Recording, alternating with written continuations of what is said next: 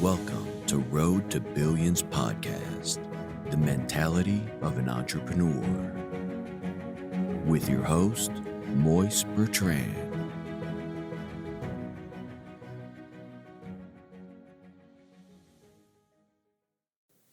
Hey, what's up, everybody? It is your host, Moise Bertrand, the Road to Billions podcast, and it's been an amazing journey, you guys. I appreciate everybody who's been listening and tuning in. If my last episode was a little low on the audio and everything, please forgive me.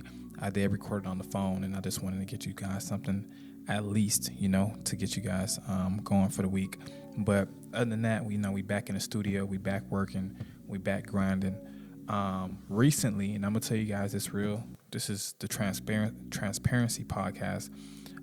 Recently I had a break-in on one of my properties, and it was kind of crazy because, like I said before, people break in, but they break in earlier in the rehab, right? They don't break in after the rehab, literally after materials been sitting there, appliances been sitting there. So this was like a weird break-in, right? And it took place at a property I just finished up working on. And, like I said, it was a normal day, and I get a call from the tenant saying, hey, the washer and dryer is missing. So I'm like, washer and dryer is missing. I'm like, okay, that's weird. Automatically, I knew someone took it, but I was trying to figure out how they took it, right? So I went to the property and I started retracing the footsteps. So I'm looking at the floor, and it made me so mad. You know what I'm saying? Because I literally see the steps of the people who walked up the stairs, and then you could see like they were dragging the washer and dryer, right? It looked like they were dragging it. You could see the line hitting it a few times amongst the soil. And it just made me vexed, you know what I'm saying? And I was like, bro, who would do something like this? Like, you guys breaking in a neighborhood that is technically supposed to be low-key, quiet. So I went ahead and I started doing my own little research, asking the neighbors, did you guys see anything? And all of a sudden, oh, no, we didn't see nothing. So I'm like, you guys didn't see a big-ass washer and dryer be taken out the property in the middle of the night? No, we didn't see nothing. If we see something, we'd have told you. Automatically, I just like, you know what? I can't. You know what I'm saying? This is one of those weird situations that took place. And, it was just a lot more that took place after that, man. I just was like, well, let's just pray about it, So I did put up a quick prayer to God. And I was like, God, whatever is meant is meant. You know what I'm saying? I'm not in control. I just got tired, because it was like back-to-back things that was happening. And I'm a type of person, I cleanse my energy all the time. I don't really hang with people as much. And sometimes that could, make people feel like, hey, maybe you do need to get outside. Maybe you do need to interact with people. And, excuse me, you guys, I don't, man. I really don't. I really don't like interacting with people much. I like to be in my own world.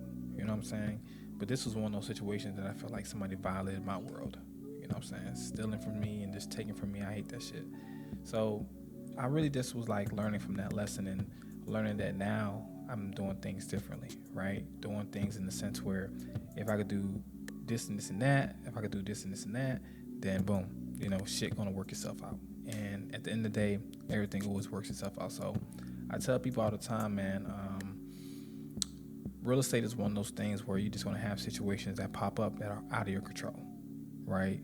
I had a tenant before call the city on me because the drywall in her room was cracking, but it was from her putting up curtains, right? She was nailing the curtains on the ceiling, right? So she was nailing it, and she had a long curtain, and it was on all the ceilings, matter of fact, and it was cracking the ceilings, and it was therefore her moving the curtain around, morning, day, whatever she was moving at what time, was shifting around the poles in the ceiling, and it was cracking it, making that fault line. And that was taking place. So she started clogging the sinks. So the sinks started clogging up. So now the sewerage is backing up, right? And she's not letting me know it's being backed up. She's letting things fuck up in the house.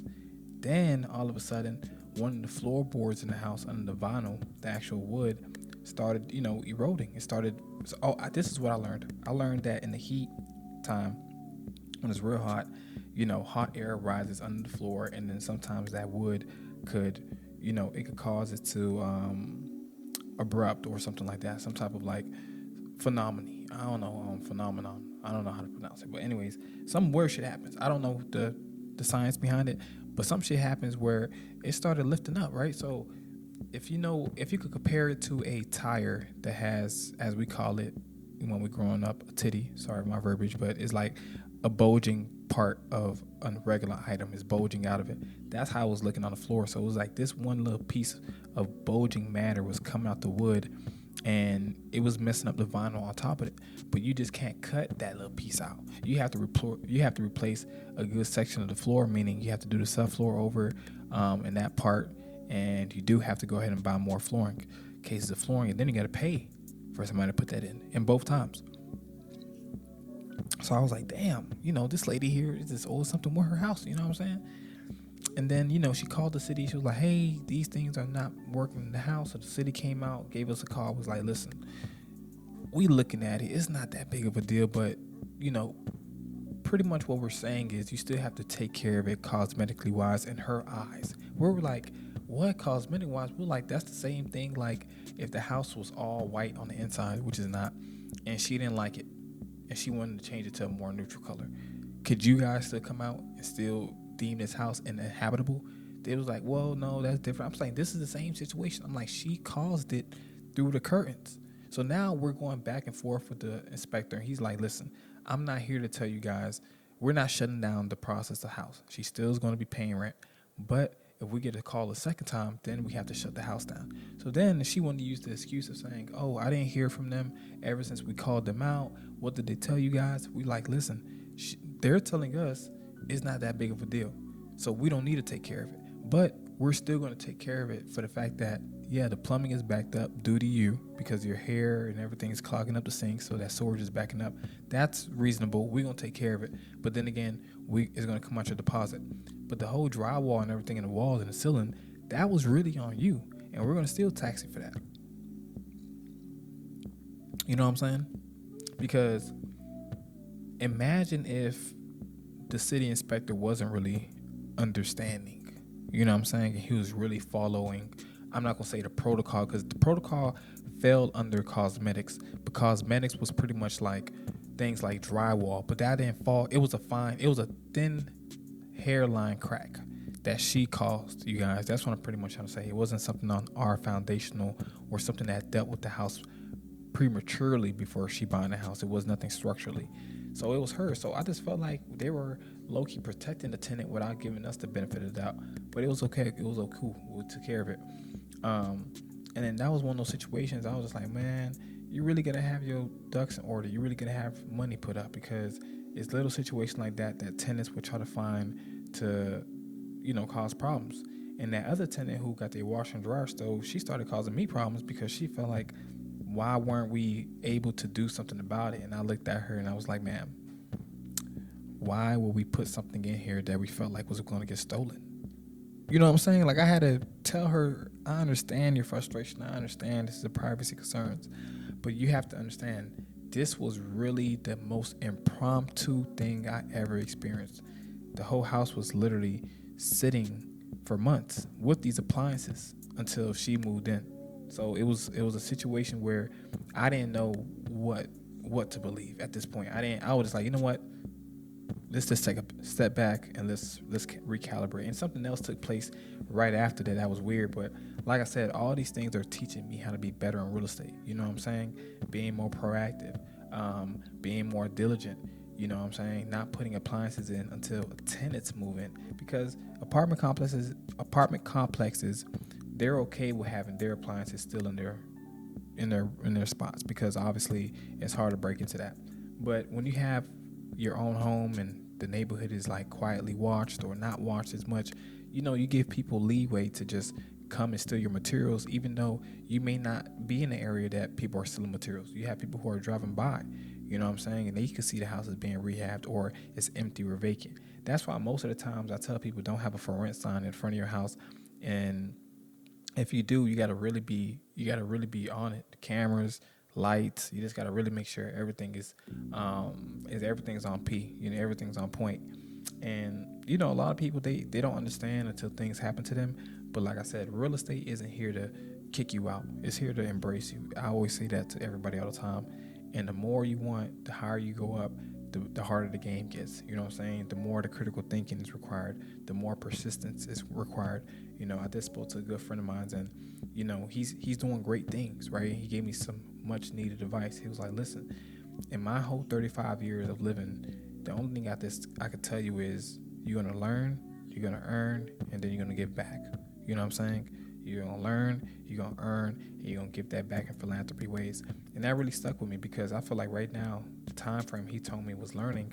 I'm learning that right now, right? I'm learning how to be a better person. I'm learning how to be more proactive. I'm learning how to just take the things I did and not take it into account.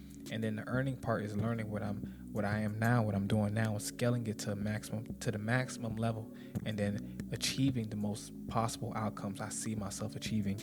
Therefore, making things right and making things realistic in my reality. And therefore, that's going to turn over to, you know, philanthropy work, giving that information back, giving that knowledge back, giving people who want an opportunity to jump into real estate a chance. Because I've always been a person, man, when I go through little certain shit in my life, I don't really talk much about it. You know what I'm saying? This podcast is where I come out and I vent and I talk to you guys about it. And then I really built an audience on this podcast. Like I said, I get so many streams on this podcast, and it makes me feel really good. You know what I'm saying? Over 500 daily downloads on my podcast. I don't know how much that is a month, but you know, like I said, I think these things are very much a resemblance of who I am as a person. You know, authentic, you know, straightforward. I'm gonna tell you what it is. I'm not gonna tell you what it's not.